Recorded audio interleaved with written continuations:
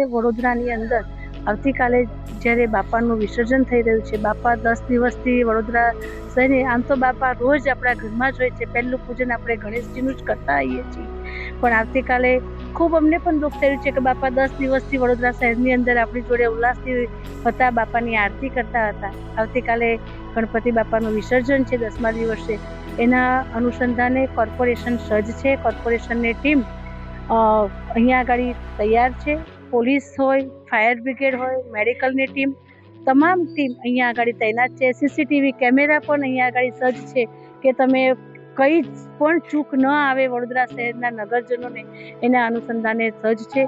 તો આપ તળાવ પણ જોઈ રહ્યા છો કે 7મા દિવસે વિસર્જન થયું, 1.5 દિવસે થયું, પણ તળાવ પણ એકદમ ક્લીન છે, તમને ક્યાંય પણ કચરો નહીં દેખાય. ત્યારે સ્વચ્છતા પણ આપ જોઈ શકો છો કે એકદમ ક્લીન છે અહીંયા આગળ.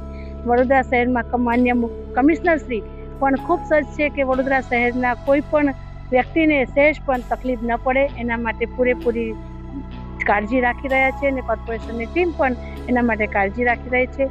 અને નવલખીનું કૃત્રિમ તળાવ એ મારા વોર્ડ નંબર 13ની અંદર આવતું હોય છે, તો રેગ્યુલર સવારે જ્યારે વિસ્તારમાં નીકળવું એટલે તરત મારે કૃત્રિમ તળાવની પણ વિઝિટ કરવાની અહીંયા આગળ, રેગ્યુલર ડે ટુ ડે કૃત્રિમ તળાવની પણ હું વિઝિટ કરી રહી છું.